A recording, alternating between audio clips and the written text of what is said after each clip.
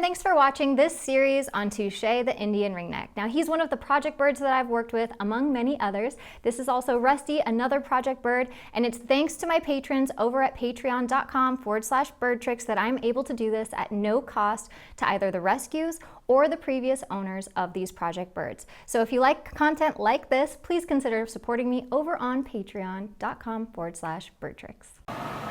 So a lot of you have asked me whether or not I hold the feet of small birds. Now, I believe budgies are way too small to do this with. I don't do this with my son Conures. But it is something that I do with TUSA and Lefty. And the reason being is it's just an extra precaution that I take when transporting them indoors and outdoors to aviaries or enclosures or to trailers or from travel cage to another place. I just feel more secure holding their feet. I also feel like I can feel more of what the bird is feeling through their feet. So when I actually hold their feet in my hands, I can feel whether or not they grip on tight, if they're loose and wanting to take off, if they're shaking, if they're nervous, if they're anxious. I can feel a lot of different moods through the feet, which is why I've always held the feet of birds. It just tells me a lot about what's going to happen with their behavior. So one of the reasons that I do this with the small birds is to transport them safely. Now, the extra precaution that I take with Lefty is I just simply cover him, and I'm going to show you what this looks like. But I do hold his feet. I usually just hold barely one, and I snug it into my thumb area, kind of like the pit of my thumb, and then I just cover him with my other hand. This is just communicating to him that I'm transporting him somewhere that I do not want him to fly, and that I'm holding him secure and I got him. So if anything scared him, if he tried to fly, I would not only have my hand over him to be able to close his wings immediately and keep them closed, but I would also be able to feel it in his feet. I can feel all of his intentions in his feet, through his feet. Now I do this with TUSA, except TUSA does not like being covered. So I feel like I'm more likely to get a fly off with TUSA by covering him. So I don't actually cover him. I do tend to hold him close to my body though. And I hold both of his feet. Now he is accustomed to us doing this. He usually knows when it's coming, and it's something that he's gotten kind of in routine to and he used to. I wouldn't say that he likes it, but he tolerates it. He understands that it's for transportation purposes from A to B if we're going indoors versus outdoors. So a lot of the times if I move Lefty outside first and he sees that, he kind of knows what to expect and knows it's coming, and he'll step up in like this very big exaggerated step up knowing it's coming and be a little uncomfortable with it but understand, and he tends to be like, okay. He's such an anxious species of bird anyway that he tends to lean where he wants to go. I'm sure some of you have large birds and know what this is, but when birds lean to where they expect to go or they want to be taken, this is something TUSA does. He just leans in the direction of the aviary or the direction of Lefty. And so it makes it look a little bit more drastic, like I'm really holding onto the feet and making it so that he can like lean way back. It's not really the case. He's just physically manipulating his own body and his feet are staying exactly where they're supposed to.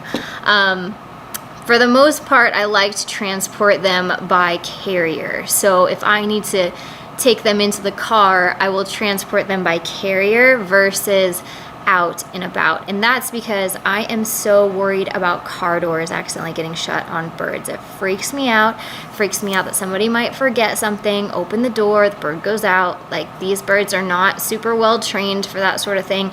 I'm less crazy about it with my own birds because I know that they don't necessarily have the intention of going anywhere, but a bird could always get spooked. So safety first, and the carrier is kind of the way to go for that. But if I'm transporting a bird from inside my house to my outdoor aviaries and the garage door is open, this is when I would hold the feet. The main thing to be aware of, especially, sorry, I'm gonna fix this, I feel like it's off-sided, especially with the small birds, is that if you only have one foot and you're hanging on to that foot for dear life and that bird tries to get away and it tries for dear life and it spins around, you could break that bird's leg. This is why I don't usually talk about holding the feet publicly on like YouTube or something. It's because I don't want people to get the wrong impression, try to use a method that they maybe don't understand fully and they aren't totally in tune with the bird's body language to know when to let go and when to hang on. because there's times where I've thought that I've had my medium or large size bird's feet and I don't, and they go to take off and I've had to let go because otherwise I realize I only really have a good grip on one foot and that could really hurt my bird. So understanding those situations, the differences and what precautions to take is extremely important when it comes to foot holding of small birds especially. I feel like you can get away with a little bit less knowing with the medium to large just because it's more obvious since they have medium to large feet. But with the little guys, it's a little bit different. So I have been asked this. I wanted to show you guys what it looks like, what it is that I do. I've taught Capri this, of course, so she does the exact same thing. Touche lets her cover him though, so she does take the extra precaution of covering him. I just can tell that he absolutely hates it from me, and it is something that I used to do early on, but I felt like it made him less likely to step up overall, so I stopped doing it.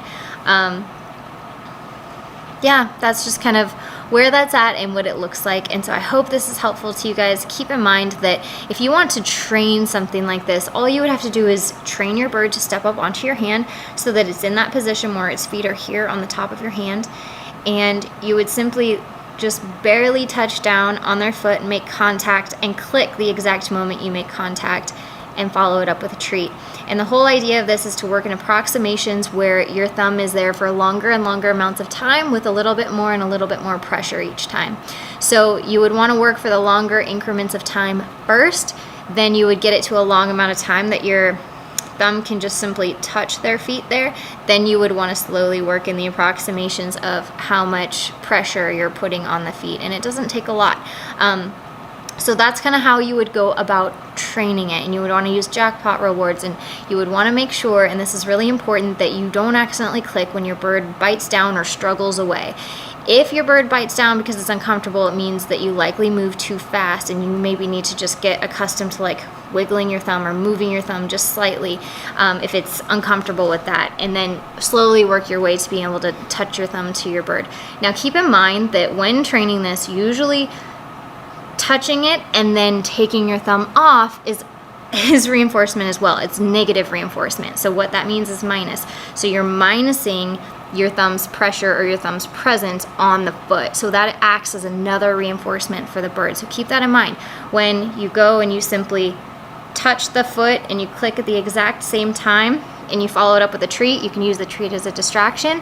Make sure that you don't accidentally click when the bird is going down to bite you or get uncomfortable. It means you've kind of pushed the threshold too far. Just back up, go with smaller approximations, embrace your pace of your bird, and you'll get there. What was the other thing I was gonna say?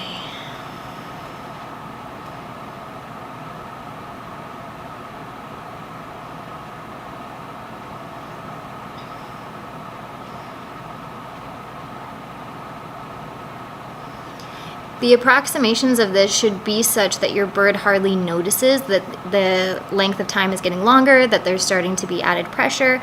Again, use the treat as a distraction, that it knows it's coming. If you need somebody else to work the clicker, that's totally fine. Transferring your bird from hand to hand is totally fine if your bird's getting uncomfortable, and don't work on this for too long. Keep the sessions short if your bird is very, very uncomfortable or not digging this at all. You want to keep the sessions short so you're not overdoing it and pushing that threshold and making it so your bird doesn't want to step up or doesn't want to interact. So keep in mind that this is one that you want to take slowly because you want to get there and win the race. You don't want to try to like shortcut and try to get there quickly and just have your bird tolerate it, because your bird's going to look for the opportunity to nail you or is going to stop coming to you altogether and avoiding you, which is not what you want either, because we're doing this for safety, and if your bird hates it and avoids you, that's the opposite of safe when it needs to come to you for safety. So keep those things in mind. It's a really important thing to me. It's one of the things that we pound into our free flight students' heads, that they need to be able to do these basic handling techniques for safety of their bird, because if they have their bird outside and we see something that the bird doesn't, by chance of that, and we do not want the bird to fly, we want to be able to communicate that through holding its feet and the animal understanding, when my feet are held, I do not fly, but when you let go, that's when I can go and I can fly. And it's easy communication, because I will hold on to my birds and then set them down on something, and it's just literally an open hand. So it's very clear communication of, I've got you, I'm a solid place to be, as well as communicating where you want the bird to go. So I'm a huge fan and advocate of it. I just want to make sure that it's done safely and it's not misconstrued on this, and that you guys understand how to properly implement it for small birds, and don't do it on birds as small as budgies.